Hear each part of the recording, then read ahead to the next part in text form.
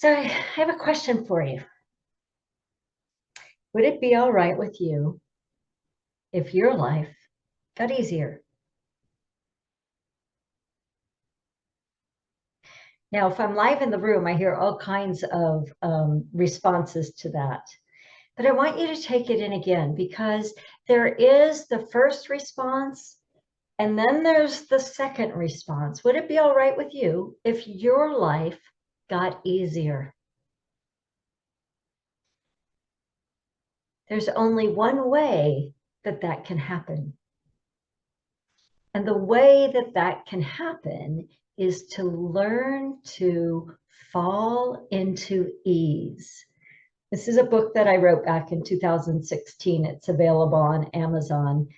And it is all about finding that place where you can fall out of stress, out of struggle, out of suffering, into the field or the vortex of ease. Now, there's lots of words for that field or that vortex that we call ease.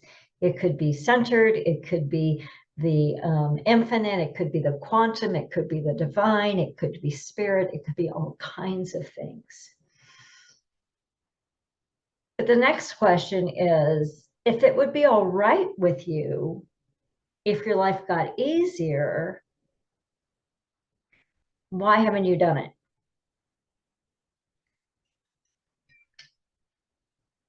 Why hasn't life gotten easier? Well, listen to the excuses. Oh my gosh, have you turned on the news? Have you watched the news? Do you know what's going on in our country? And what about my friend who's an immigrant? And what about my friend who's a transgender person? And what about my friend who is just got a diagnosis? And what about this? And what about that? I can't, my life's not, doesn't have ease in it. It's too stressful for ease. There's too much anxiety. There's too much overwhelm. There's too many things going on. But all of those things are on the outer world. And in unity, we know that there's only one presence and one power. We call it God, and God is good all the time. And we have access to that place called God at any given moment. One of our principles is that we consciously access that which we call God through our prayer and through our meditation. There's another principle that we teach. It's sort of a body of work that we often teach that has gone by many names now. I think it's called quantum living, but it's the question, the foundational question for that one is, there is no one and nothing in the universe against me. That's not a question, is it? It's a statement. There is no one and nothing in the universe against me. Nothing is against me, which then translates to everything is for my greater good. Now, we're not saying that a traumatic situation is necessarily good. But what we are saying, and what I'm presenting to you today, hopefully maybe is a paradigm shift or to blow your mind or to shake your world a little bit, is to consider that falling into ease is an inside job.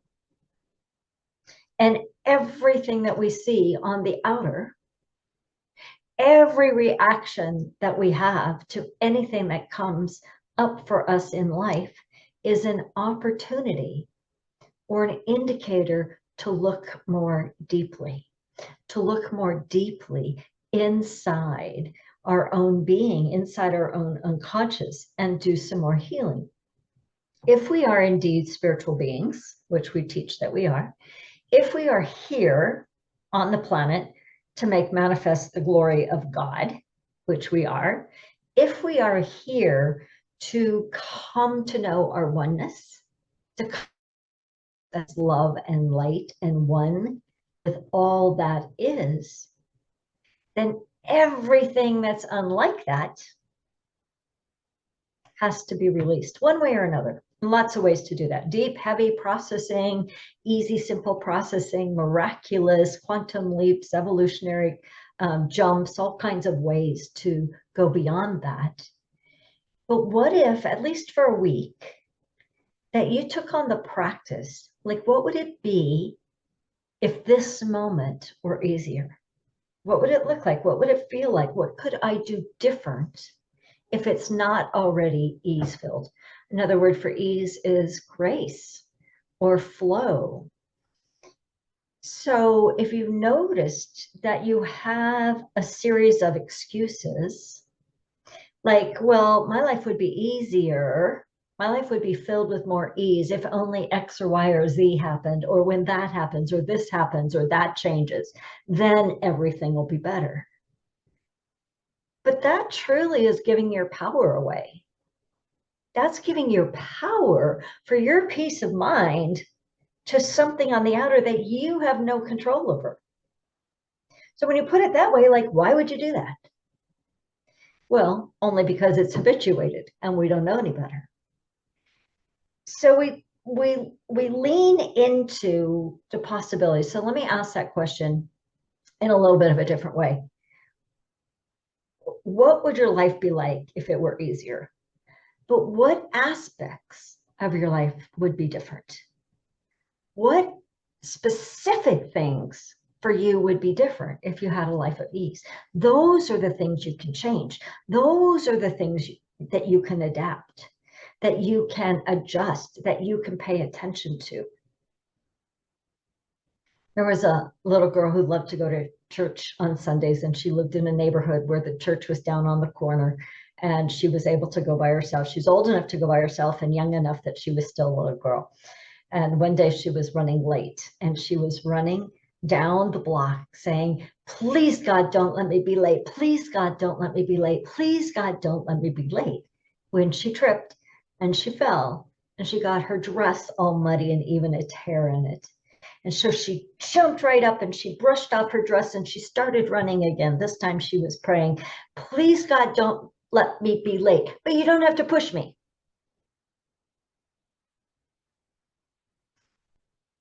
We call forth what we want and we don't have to be pushed, right? So what is the story? It's like that in that story, it's like, help me, help me, help me. Not that much, right? It's a little bit of a joke. It's hard to get the joke when you're all muted. It's hard for me to know that you got the joke when you're all muted, but I'm going to trust that you laughed a little bit anyway. So then the next question is, what story do you have? What story are you running in your mind that you would be willing to change? Life gives us lots of opportunities. One of the chapters in my book is called In the Midst of Life. And it starts out talking about some experiences that I've had and others have had. And when life is really, really tough. And if life and when life is really, really tough, this is a piece of a paragraph. It is, or it can be, a tough path. And one that will wring you out the way you wring out a sponge after using it. It can push you and pull you to the ends of what you think you can handle and then give you more to handle. You may feel emotions you didn't even know existed and you don't even have words for. You may be turned inside out and scrubbed with a stainless steel Brillo pad. It's not fun. It's not easy, but you will get through it. And when life is really, really tough for you, reach out to your Unity community. Reach out. When life is hitting you so hard and it's really directly personal, that's not the time to worry about falling into ease. That's the time to take a breath.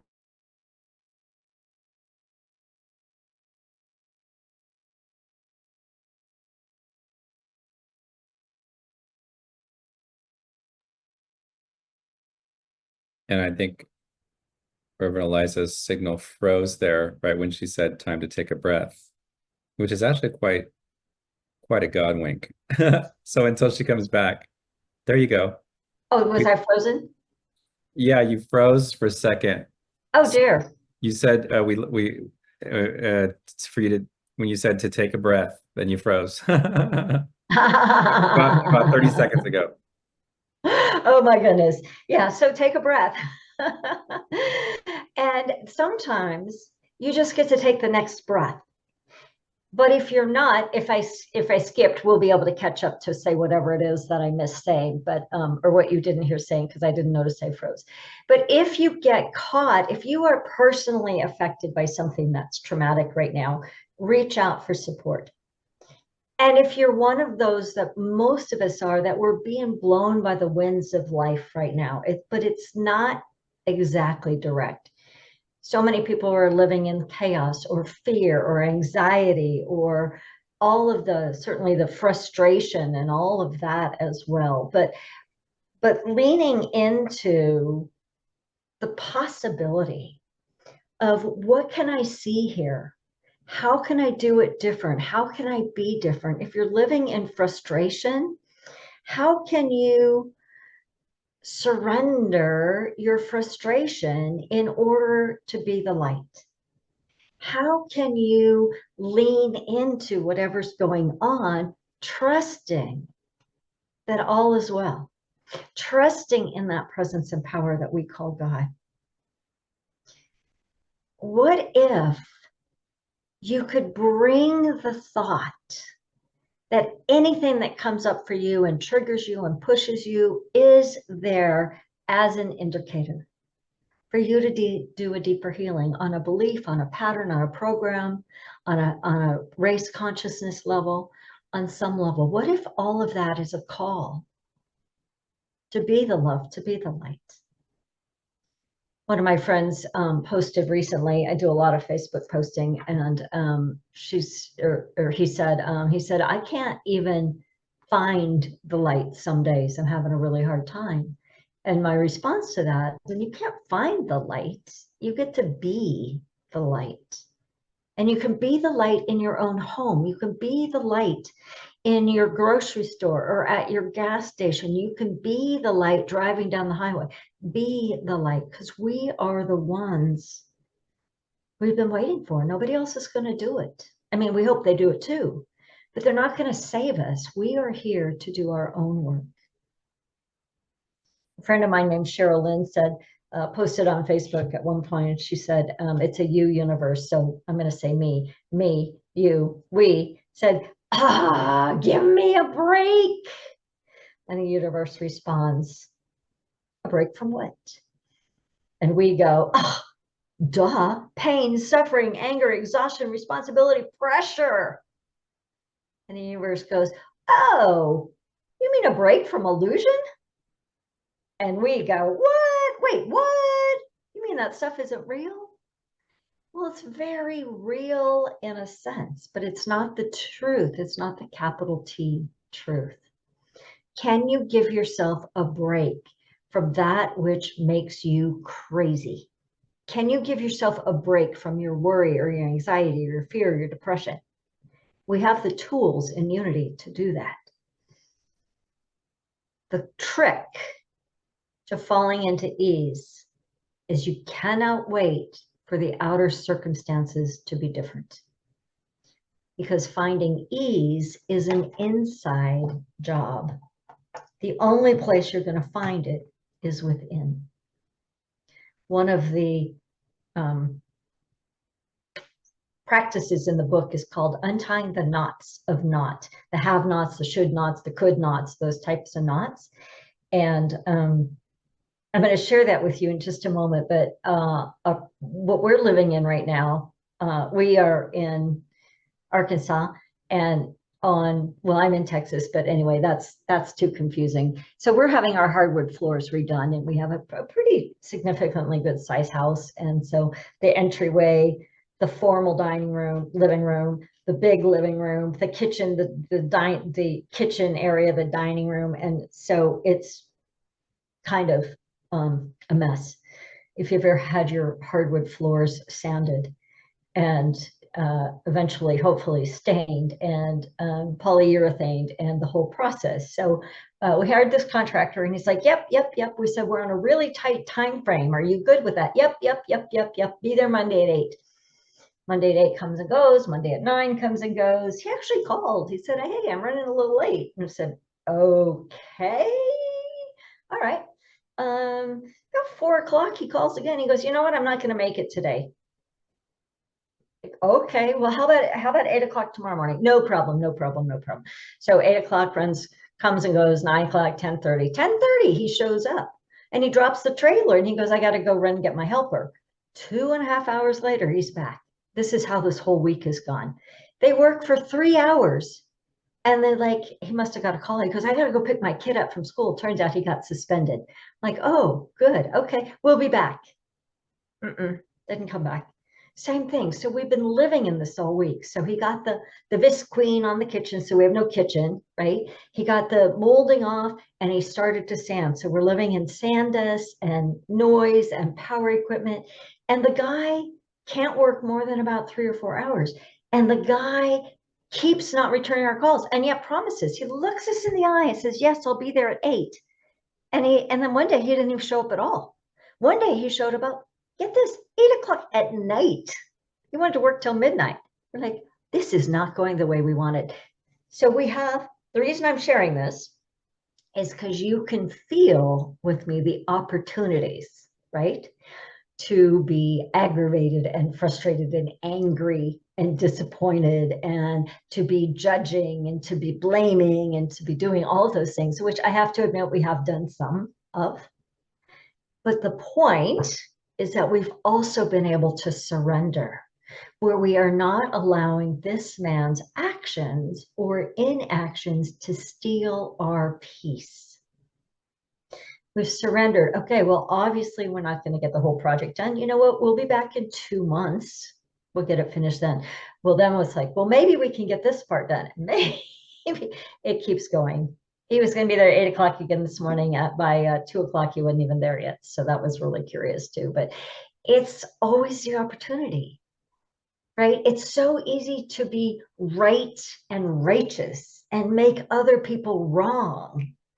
And yet we don't really know what's going on. So my choice, and the one I'm inviting you into, is to say, do I live in anger and stress and overwhelm? Or can I fall into ease? It's not about being a doormat. I still ask for what I need. I'm still trying to communicate. I'm still engaged, but I'm not crazy about it.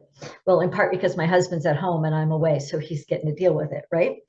But it's about the experience of momentarily, no matter what's going on, do I choose love and light and grace and ease? Or do I choose to allow my emotions or my outer circumstances to make me crazy, which will ultimately make me filled with dis-ease and discomfort and disappointment? I can choose that each and every day.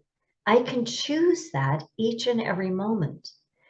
And the thing about falling into ease is not only is it your choice, as unity people, it's becoming our responsibility. And once we fall into ease, then we can take authentic action. We can go and do the things that are ours to do from this place of centered alignment, from this place of love, from this place of light, not from a victim, but from an empowered place of being. So would it be all right with you if your life got easier? Would you be willing to use anything that's unease as a catalyst for you to do a deeper work, to peel down another layer of reactivity and to awaken that Christ presence within you, to awaken that divinity within you? Because we are called to be a culture of love. We are called to be a culture of light, and nobody's going to do it except us. We hope everybody does it, but we're the ones we're waiting for. So some action steps to take, right? Notice when you're triggered. Then choose again. I'm running out of time. I can't tell you about untying the knots, but essentially, if you notice up, take a moment and breathe. Take a moment and soften. soften. Take a moment and decide if you can. Stand in the wind.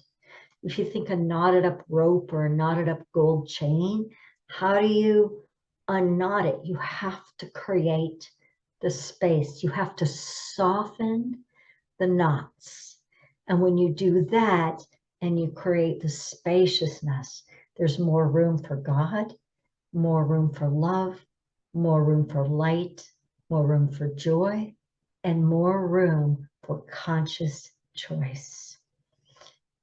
So I invite you and I challenge you to choose a life of ease, of flow, of alignment. Will you join me? And with that, we say amen and God bless you.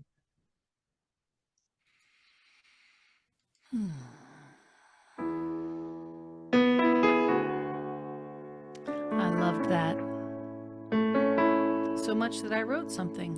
I'm going to let what I wrote be easy.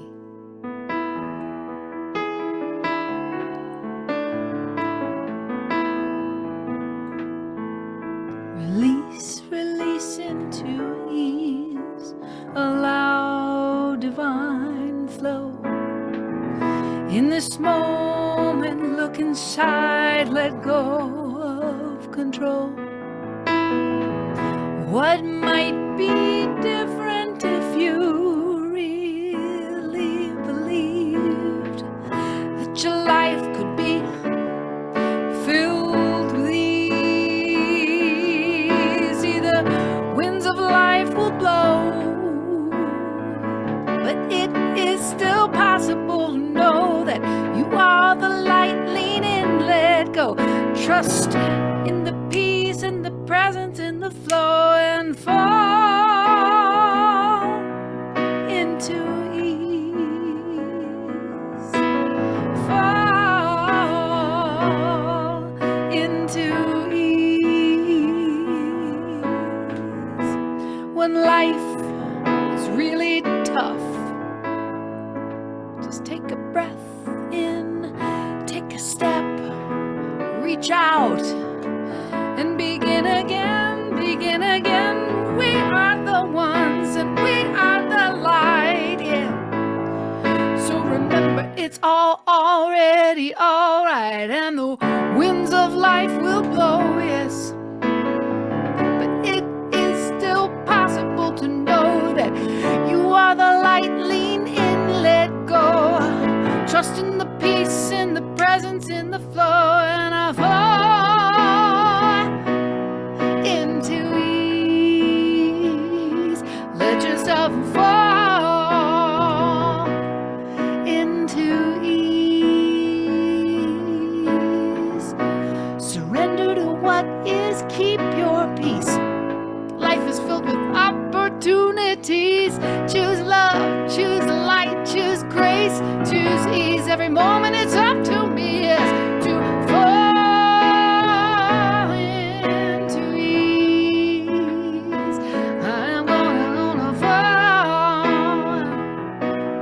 into ease. Each moment it's up to me, falling, falling, falling to ease, falling, falling from a place of light, from a place of love, empowered and easy. I'm gonna soften the knots, let it fall and fall and fall into ease.